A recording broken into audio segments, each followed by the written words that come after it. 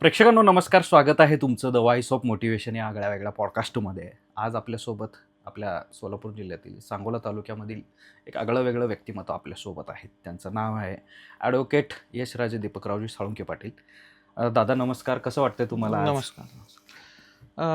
आज आपल्या सांगोला तालुक्यातील जवळे गावामध्ये एक असा स्टुडिओ बघून फार आनंद वाटतो. असा स्टुडिओ मला वाटतं मी पुणे, मुंबई किंवा दिल्ली या भागामध्येच बघितला, पण आज जवळ्यामध्ये असा स्टुडिओ उभा राहतोय आणि माझ्याच एका गावामध्ये मी आज आपल्या या स्टुडिओमध्ये बसतोय, याचा फार आनंद होतोय. नक्कीच. दादा आपण आता थेट प्रश्नाकडे वळूया. तालुक्यामधील काही लोकांना पडलेला प्रश्न असतो की म्हणजे यांचं आयुष्य कसं काय, संघर्ष, त्याचबरोबर लक्झरियस लाईफ, या गोष्टी सगळ्या असतात. पण मला सांगा, पहिल्यांदा आपण वळूया की तुमचं बालपण कसं गेलं? जन्म तुमचा कोणता, कुठं, कसं काय? माझा जन्म 16 डिसेंबर 2001ला झाला. माझा सोलापूरमध्ये जन्म झाला आणि मी जन्मल्यापासूनच सोलापूरलाच शिकायला शाळेला 6वी पर्यंत मी सोलापूरला लिटिल फ्लॉवर कॉन्व्हेंट हायस्कूल म्हणून शाळा होती. अच्छा. तिथं मी शिकायला होतो. बरं. तिथनं त्याच्यानंतर मी पुण्याला शिफ्ट केलं घरातल्यांनी सगळ्यांनी मिळून. अच्छा. मग पुण्याला मी 6वीपासून ते माझं BA LLBचं शिक्षण होईस्तोपर्यंत मी पुण्याला शिकायला होतो. शिक्षणादरम्यान अशा काही घटना घडत असतात की म्हणजे काहीतरी कुठल्या तरी गोष्टीचा संघर्ष करावाच लागतो. भले आपल्याकडं पैसा, अडका, ऐश्वर्य सगळ्या गोष्टी असतील, पण तुम्हाला असं वाटायचं का की मी लहानपणापासून बाहेरच आहे? फॉर एक्झाम्पल म्हणजे प्राथमिक शिक्षण देखील सोलापूरलाच झालं आणि त्यानंतर मग तुम्हाला पुण्यासारख्या मोठ्या शहरामध्ये जावं लागलं आणि मग तुम्हाला घरची आठवण यायची का? किंवा आबांना वगैरे भेटावंसं वाटायचं का? किंवा मग गावाची आठवण यायची का? असा काय संघर्ष केला तुम्ही? कसं वाटायचं? नाही, नक्कीच वाटायचं. सोलापूरला होतो त्यावेळेस जवळ्याशी किंवा सांगोल तालुक्याशी संपर्क व्हायचा. अच्छा. बऱ्यापैकी आठवड्यातनं 2 आठवड्यातनं किमान एकदा तरी व्हायचा. बरं. शनिवार रविवारी गावाकडे असायचो, यायचो. गावाकडच्या लोकांसोबत एक चांगलेसे असे म्हणजे संबंध जोडलेले होते. अच्छा. पण जसं पुण्याला गेलो की तिथनं परत 3 महिन्यातनं 6 महिन्यातनं एकदाच गावाकडे यावं लागायचं. त्यामुळे इकडच्या लोकांना बऱ्यापैकी ते म्हणजे थोडंसं भेटणं थोडंसं कमी झालं. अच्छा. आणि पुण्यात वाढलं. त्यामुळे पहिले सुरुवातीचे पुण्यातले 1-2 वर्ष मला थोडेसे कठीण गेले. अच्छा. पुण्यामध्ये ऍडजस्ट होणं. पुण्यातली लाईफस्टाईल थोडीशी वेगळी असते, आपल्या इकडच्या भागातली थोडी लाईफस्टाईल वेगळी असते. अच्छा. त्यात थोडंसं मिक्सअप होणं वेगळं झालं, पण झालं, केलं ते. अच्छा. नक्कीच. आता आपण एका वेगळ्या प्रश्नाकडे वळूया.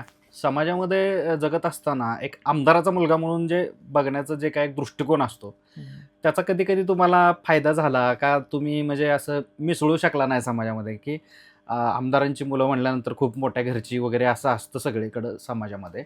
मग या गोष्टीचा तुम्हाला फायदा होतो की मग तुम्हाला कधी इरिटेट होतं? म्हणजे कसं वाटतं या गोष्टीकडे तुम्ही कसं बघता? नाही, मला वाटतं आबांचा किंवा आमदारांचा मुलगा म्हणून मला सांगोला तालुका सोलापूर जिल्ह्यामध्येच बऱ्यापैकी बघितलं जातं. पुण्यामध्ये काही ठिकाणी वडिलांचा माझ्या आमदार असल्यामुळं बऱ्याच ठिकाणी संपर्क होतो. त्यामुळे तिथंही आमदारांचा मुलगा म्हणून बघितलं जातं. पण अशा ठिकाणीच मला घरच्यांनी ठेवलं होतं की तिथंच आमदाराचा मुलगा जरी असला काय आणि कुठं अब्जाधीशेचा मुलगा जरी असला काय, तिथं सगळेजण सारखेच.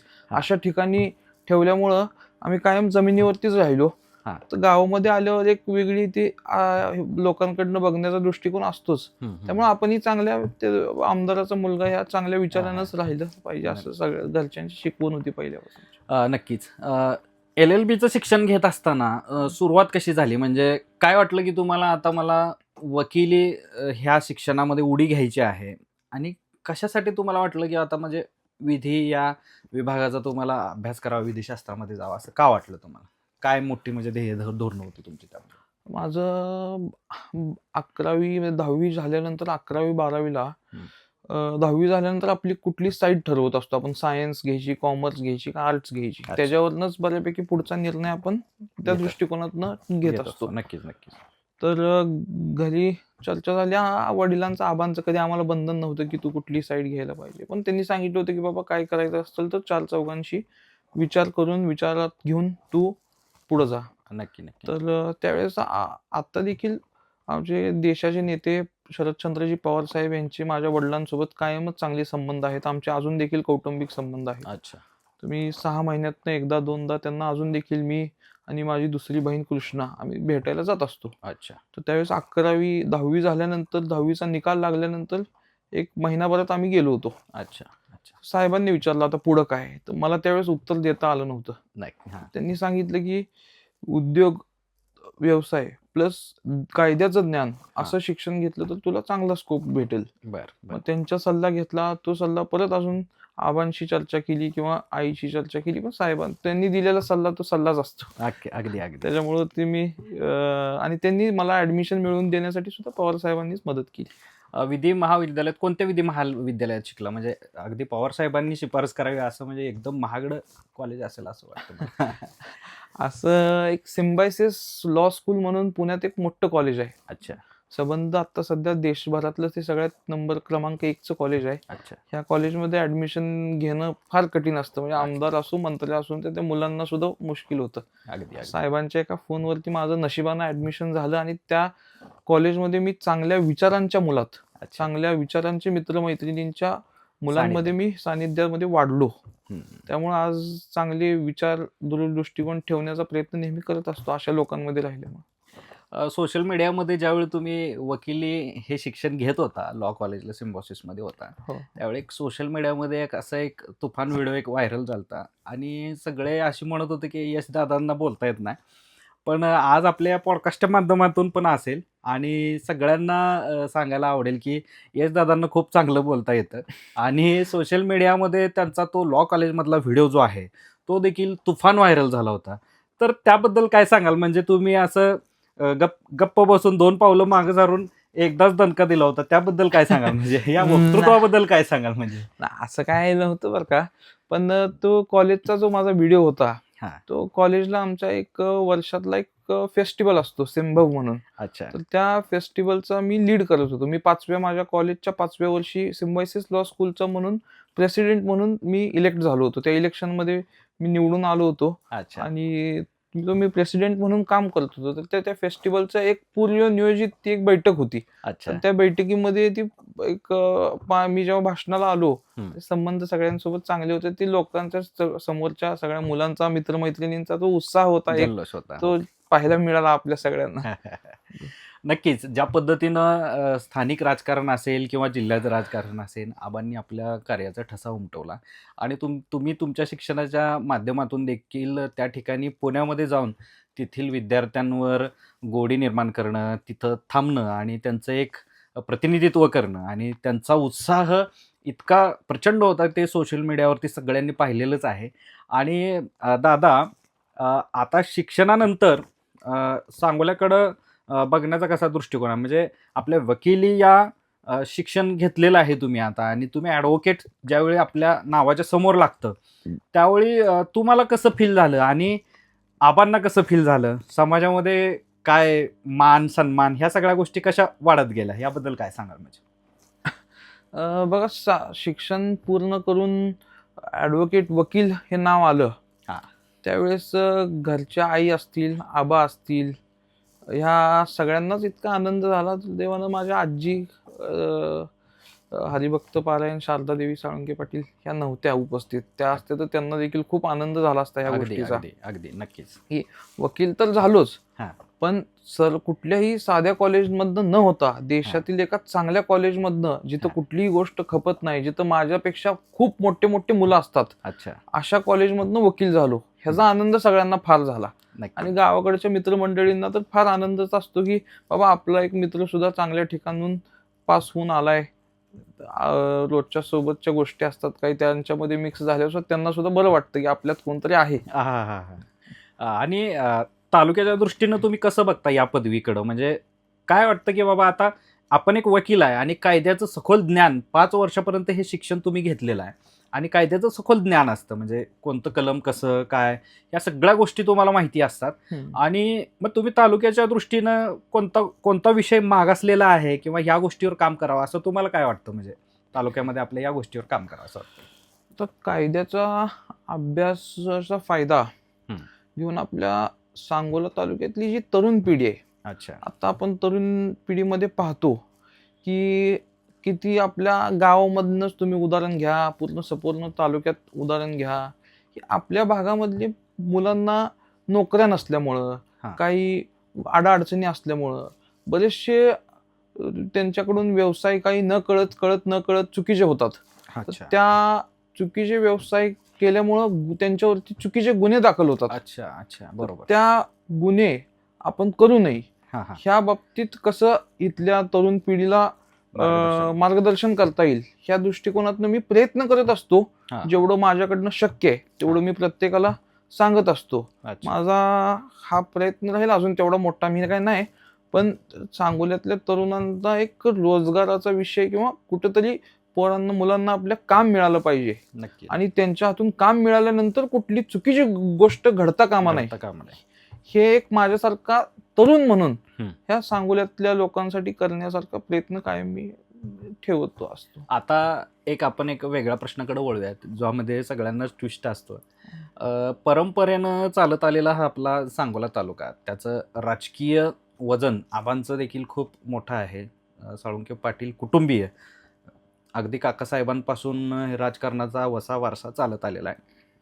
आता तुम्ही वकिलीची पदवी देखील घेतलेली आहे आणि पुढं जाऊन तुम्ही राजकारणाकडं वळावं की मग आहे असं शिक्षण करावं, किंवा तुमचे काय काय दृष्टिकोन असतील, काय ध्येय असेल, की आता म्हणजे निवडणुकांचे पडगम देखील वाजू लागलेले आहेत. यशदादा हे नाव म्हणजे जवळा जिल्हा परिषद गटातून फिक्स झाल्यासारखं सुद्धा आहे. म्हणजे त्यावर मी काय भाष्य करण्यापेक्षा तुमच्या तोंडून सगळ्या जनतेला ऐकायला म्हणजे बरं पडेल. ते त्याबद्दल काय सांगाल? नाही, आता का झेडपीचं आरक्षण जसं सुटलं आणि आपल्या जवळा गटाचं आरक्षण हे ओपन पडलं, अच्छा, त्याच दिवसापासून मला इतके फोन आले, काही लोकांचे मेसेजेस आले की बरेच लोक येऊन आपले कार्यकर्ते भेटले की आता ही एवढी संधी आहे, तुम्हाला उभं राहावं लागेल, हे करावं लागेल, अमुक करावं लागेल, तमुक करावं लागेल. अच्छा. आबांनी बऱ्याचशा आबांकडून काही संध्या आबांकडून म्हणजे काही संध्या आबांना घेता आल्या नाहीत. आबा थांबत गेले काही गोष्टीमध्ये. तर आपण नको असं करायला, आता तुम्ही थांबलं पाहिजे, अशा काही लोकांचं म्हणणं होतं.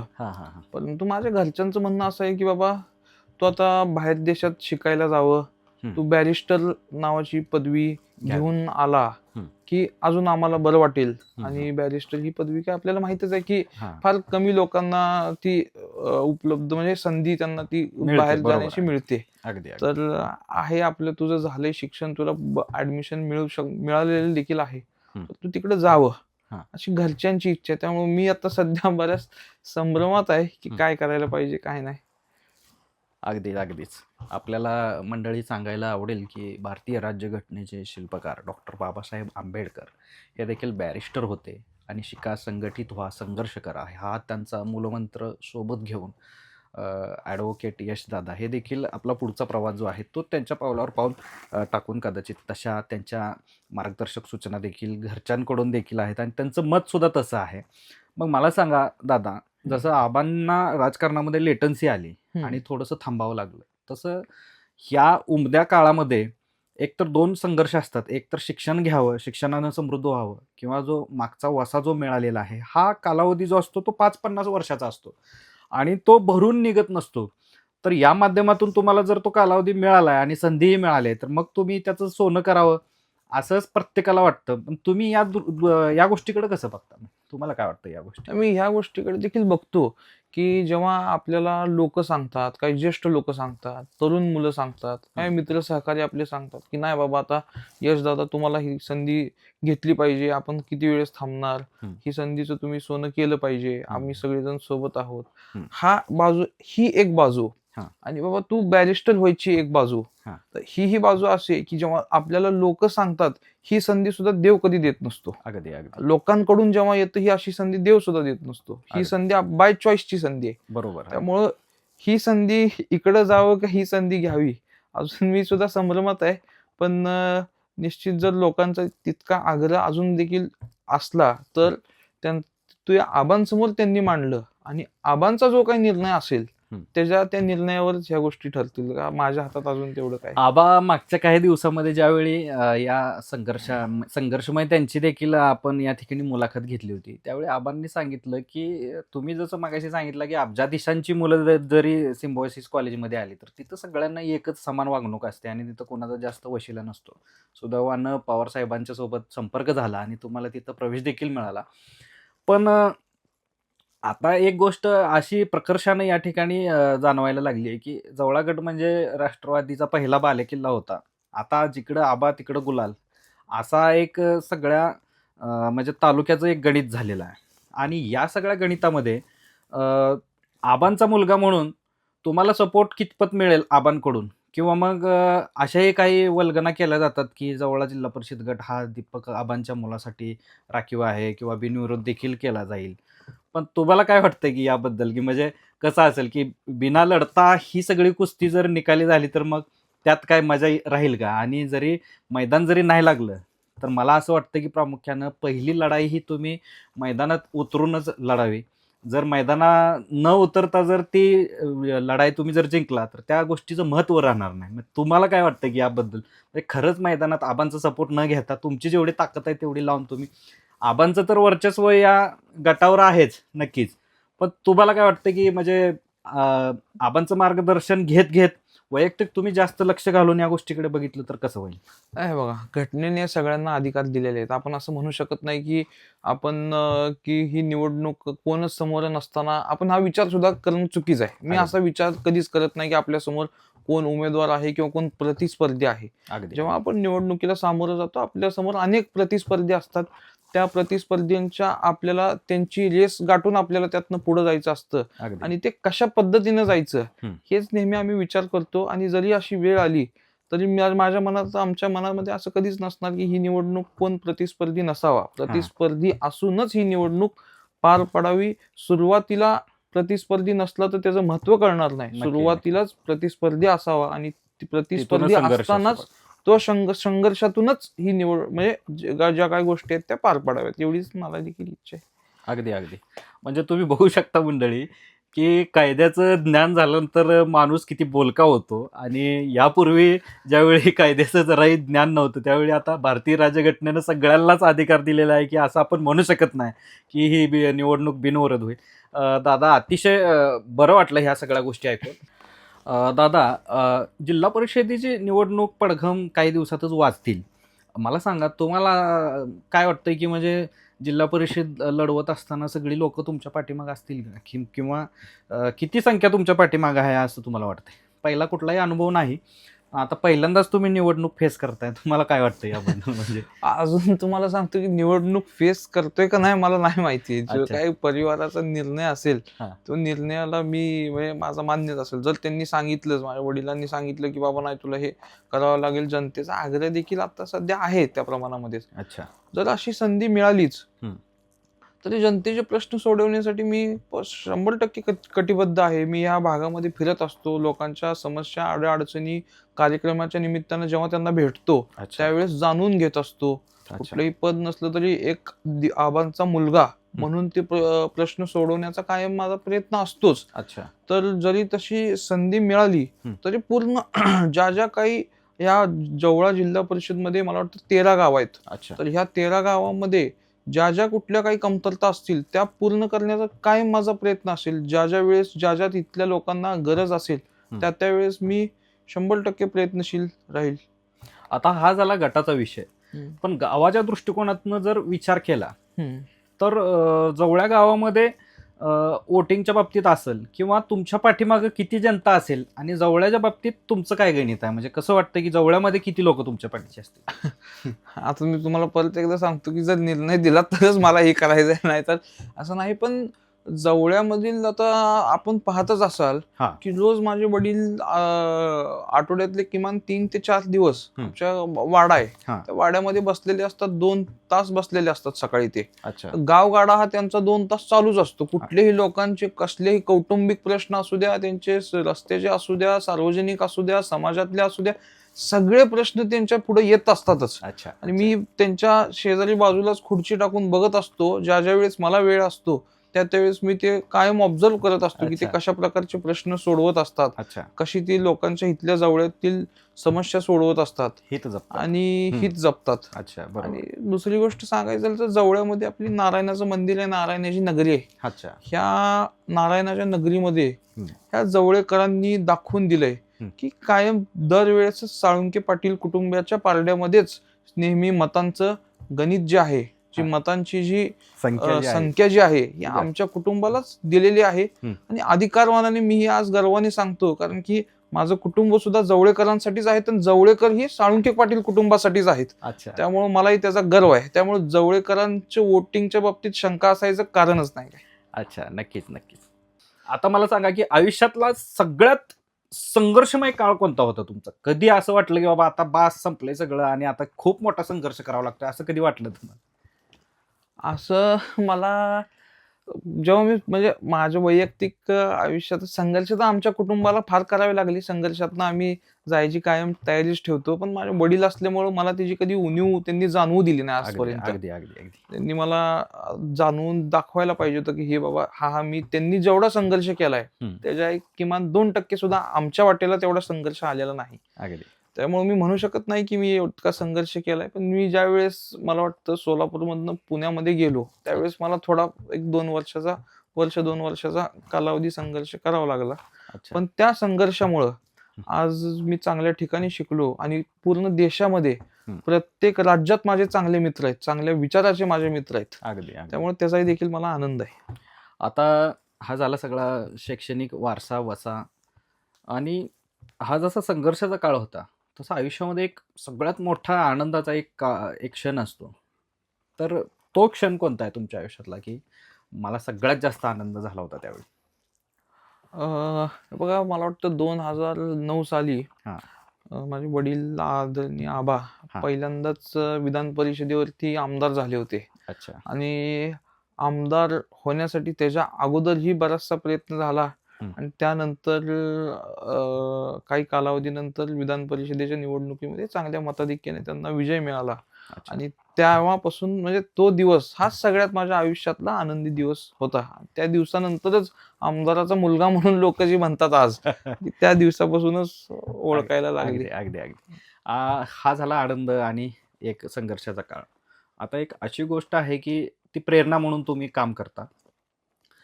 आयुष्यामध्ये असं कुणाला जास्त मानता? म्हणजे काही सल्ला मसलत करायची असेल किंवा काही एखादा महत्वाचा निर्णय घ्यायचा असेल तर तुम्ही कुणाला प्रेरणास्थान मानता?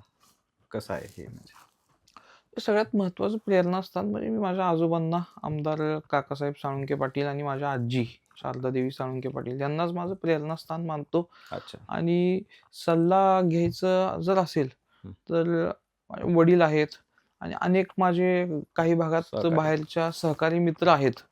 आणि माझ्या वडिलांचे सुद्धा भरपूर बाहेर संबंध, देशामध्ये संबंध आहेत. तर अशा लोकांकडे, चांगल्या विचारांच्या लोकांकडे जाऊन सल्ला घ्यायची वेळ आली की त्याच लोकांकडे मी जातो आणि सल्ला घेतो. आपल्या ह्या भागामध्ये नोकऱ्या किंवा उपलब्धता तशी नाहीये, तर तुम्हाला काय वाटतंय की या भागामध्ये काय निर्माण केल्यानंतर काय परिस्थिती होऊ शकते? पुढच्या 5 वर्षामध्ये सांगोल्याचं चित्र तुमच्या दृष्टिकोनातून कसं असेल? तुम्हाला कसं बघायला आवडेल? बघा, आपल्या भागामध्ये नोकऱ्या नाहीत, त्यापेक्षा संबंध देशाचाच हा मोठा एक विषय आहे की नोकऱ्या नाहीत. आणि आपल्या तालुक्यामध्ये पण बरेच ठिकाणी आपण बघतो की नोकऱ्याचा विषय हा फार मोठा आहे. बेरोजगार तरुण आपण अलीकडच्या गल्लीतनं पलीकडच्या गल्लीत जरी जायचं म्हणलं तरी किमान 5-10 बेरोजगार मुलं आपल्याला दिसतातच. सुशिक्षित बेरोजगार मुलं दिसतात. अगदी अगदी. आपल्या भागामध्ये काय रॉ मटेरियल आहे? आपल्या इकडे पाठीमागच्या काळामध्ये डाळिंब मोठ्या प्रमाणात होतं. आता आपल्या इकडचे शेतकरी मला वाटतं चांगला दुधाचा धंदा करतात, दुधाचा व्यवसाय करतात. तर त्याच पद्धतीनं आपल्या प्रयत्नातून, आपल्या काही तालुक्यातील सहकार्यांच्या प्रयत्नातून एक चांगलं मोठं दुधाचं युनिट व्हावं, जिथं आपले 4-5 हजार तरुण कामाला लागावेत, असे प्रत्येक तालुक्यातील प्रत्येक भागातच व्हावं, एवढी माझी इच्छा आहे. त्यासाठी मी फार छोटा ह्या गोष्टी सगळ्या मांडण्यासाठी, पण एक विचार येतो डोक्यामध्ये की आपले तरुण सगळे रोजगार मिळाला पाहिजे, त्यासाठी काहीतरी पावलं उचलली पाहिजेत. तर यात जो रॉ मटेरियल जे दुधाचं आहे, दुधाच्या पासून जे काही तयार करता येतं. ह्याचं मोठं युनिट आपल्या 4-5 युनिट तर आपल्या तालुक्यात व्हावेत एवढी माझी इच्छा आहे. मनापासून. आता बघा मंडळी, की म्हणजे ज्या तालुक्यामध्ये पहिल्यांदा डाळिंब पिकायचं, ती डाळिंब अगदी परदेशामध्ये गेलं आणि आपल्याच भागामध्ये दुधाचा व्यवसाय इतका झपाट्यानं वाढला.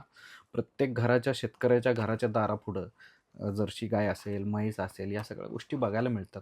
परंतु दूरदृष्टी ठेवून त्या दुग्ध व्यवसायाच्या माध्यमातून देखील काहीतरी प्रोसेस करून त्यावरती आपल्या ग्रामीण भागामध्ये मोठ्या प्रमाणामध्ये काहीतरी घडावं, अशी दादांची इच्छा आहे. दादा, तुम्ही कोणकोणती पुस्तकं वाचली किंवा कधी असं टर्निंग पॉईंट आयुष्यामध्ये आला, असं कधी वाटलं की बाबा आता हे माझ्यासाठी चांगलं आहे, हे सुपीक आहे, जशी एखादे माळरान जमीन जिथं गवत उगवलेलं असतं आणि एक चांगली सपाट पृष्ठभागावर जिथं नांगरट केलेलं काळी जमीन असते, तर असं तुम्हाला कधी वाटलं की बाबा ही गोष्ट माझ्यासाठी चांगली आहे, तसं एखादं पुस्तक किंवा एखाद्या काही गोष्टी किंवा सल्लामसलत असं कधी झालं तुम्हाला, कधी कधी वाटलं असं? तेव्हा मी माझ्या शाळेच्या जीवनापासून ते कॉलेजच्या जीवनापर्यंत अनेक पुस्तकं वाचली. अच्छा. काही म्हणजे बऱ्यापैकी इंग्रजी माध्यमातलीच पुस्तकं वाचायला मिळायची. मी ते इंग्रजी माध्यमात असल्यामुळं काही अच्छा. मराठीही वाचली. त्या अच्छा. पुस्तकाच्या वाचनाच्या माध्यमातूनच जे आज आपल्यासमोर मी बसतो, बोलतो अच्छा. किंवा जी भाषणं करतो, मी बोलायला थोडं घाबरायचो. पण ते वाचनामुळं, काही लोकांसोबत बोलल्यामुळं, अच्छा. त्या पुस्तकांच्या वाचनामुळेच मला हे आज प्रेरणा मिळते हा. आणि त्या वाचनामुळेच मी आज धाडसाने आपल्यासमोर बसून बोलू शकतो. आबा कधी असं म्हणले का की म्हणजे आबांचं आणि तुमचं अशी खडाजंगी झाली का कधी, की म्हणजे आता तुम्ही शिकलं पाहिजे, तुम्ही बोलायला शिकलं पाहिजे, आबा असं कधी खवळले का तुम्हाला, कधी सांगितलं का, मार्गदर्शन केलं का, कसं? आबांचं मार्गदर्शन तर नेहमीच असतं, पण खडाजंगी आमची कधी होत नाही. आबांचा स्वभाव आमच्यात हुकूम असतो हा. की बाबा हे तू कर, तर ते केलंच पाहिजे. अच्छा. हा, तर ते हुकुमाचं पालन आमच्या घरामध्ये आम्ही सगळेच करतो. हा. तर त्यांचा जो आदेश असतो तो त्यांचा जे शब्द असतात ते शेवटच असतात. आता आपल्या तालुक्यातील जनतेसाठी काय सांगाल तुम्ही, म्हणजे तुमच्या आयुष्यामधलं जे काय सार आहे तुमच्या जीवनातलं, म्हणजे अजून आयुष्य खूप मोठं आहे तुमचं, परंतु आत्तापर्यंतचं जे काय आयुष्य आहे, अगदी पवार साहेबांपर्यंतचे संबंध आणि गावगाड्यामधला सगळा अभ्यास, या सगळ्या गोष्टीतून तुम्ही तुमच्या आयुष्यातून जवळच्या किंवा आपले जेवढं पॉडकास्ट बघत आहेत त्यांना काय संदेश द्याल? मी आपल्या तालुक्यातील लोकांना एवढाच संदेश देईल की आपली मुलं सुद्धा ज्याची त्याची जशी परिस्थिती आहे, त्या परिस्थितीच्या ह्याच्यातून आपली मुलं शिकून, संघटित करून, चांगल्या विचाराच्या लोकांमध्ये त्यांना ठेवून अच्छा. कशी पुढं आपल्याला नेता येतील. जर एक एक मुलगा चांगल्या विचारात राहिला तर तालुका सुद्धा चांगल्या आपण प्रगतीपथावरती नेता येईल. आपण गावामध्ये एक मुलगा चांगल्या विचाराचा असला की तो गावाचं नाव करतो. सगळीच मुलं जर चांगल्या विचाराची होत गेली तर तालुक्याचं नाव देशात का जगात सुद्धा चांगलं होईल. चांगल्या विचारात राहणं हे फार महत्वाचं आहे. मला वाटतं की मी एवढंच सांगावं की सगळी तरुण पिढींनी चांगल्या विचारामध्ये राहावं आणि त्यांच्या आई वडिलांनी प्रत्येक मुलाला चांगल्या विचारांच्या लोकांमध्ये ठेवावं, ह्याची काळजी सगळ्यांनी घेतली पाहिजे. जवळच्या विकासाबद्दल काय बोलाल, म्हणजे तुम्हाला कसं वाटतं की जवळ्याकडे तुम्ही भविष्य काळात काय दृष्टीनं बघताय? जवळ बघा, ही माझी जन्मभूमी, म्हणजे जवळ्यामध्येच माझं बालपण गेलं. जवळच हे आमचं सगळं घर कुटुंब हे जवळच आहे. जेवढं काय करता येईल ते ह्या जवळ्यासाठीच करायचं आहे. आणि जवळ्यामध्ये माझ्या वडिलांनी पण पहिल्यापासून प्रयत्न केला. इथल्या बऱ्याचशा काही बेसिक गोष्टी बऱ्याच कालावधीपासून ज्या अडचणी होत्या, त्यांनी तो कायम सॉल्व्ह करायचा प्रयत्न, कायमच मार्गी लावायचा प्रयत्न केला. आणि आज आपण बघू पण शकता की बऱ्यापैकी मला वाटतं मूलभूत गरजा ह्या जवळ्यातल्या लोकांच्या आता बऱ्यापैकी फुलफिल झालेल्या आहेत. त्याच्यासाठी अजून पुढे काय करता येईल आम्ही ह्याच्या बाबतीत विचार कायम करतच असतो. तर जसं कालावधी जाईल तसं चांगलं कसं करता येईल ह्याच्या बाबतीत आम्ही निर्णय घेत जाऊ. आबांच्याकडून कधी असं ऐकलंय का की ग्रामपंचायत कधी वेगळी झाली, स्वतंत्र झाली, पहिल्या 5 वाड्या मिळून एक ग्रामपंचायत होती, त्यांच्याकडून कधी संघर्ष ऐकला? हो ऐकलं. पहिली मला वाटतं 4 आमच्यातल्या आपल्या गावाच्या आजूबाजूच्या 4 वाड्या आणि जवळा ही ग्रामपंचायत ह्या एकच ग्रामपंचायत होती. तर एका ग्रामपंचायतीमुळं पूर्ण 4च्या 4 वाडा प्लस गावामध्ये लक्ष देणं थोडंसं कठीण व्हायचं. तर त्याच्यामुळं आबांनीच मला वाटतं की भोपशेवाडी असेल, बुरंगीवाडी असेल, आगलावीवाडी असेल, तरंगीवाडी असेल, ह्या 4 ग्रामपंचायती वेगळ्या वेगळ्या केल्या आणि अच्छा. जवळची ग्रामपंचायत वेगळी स्वतंत्र केली. अच्छा. तर ह्याच्यामुळं मला ह्या निर्णयामुळं हं. चारही वाड्यामध्ये सुद्धा विकास करण्याचा जो काही म्हणजे मार्ग होता तो अधिक सोपा झाला आणि अच्छा. गावामधला सुद्धा मार्ग जवळपास सोपा झाला. हां. हा माझ्या वडिलांनी मला जवळजवळ 5 वर्षापूर्वी जेव्हा ग्रामपंचायतीचीच निवडणूक होती त्याच वेळेस सांगितलं होतं की बाबा आपण असा ह्या म्हणजे काळात हा निर्णय घेतला होता. अच्छा, अच्छा. आता जर धन्यवाद द्यायचा असेल, हो.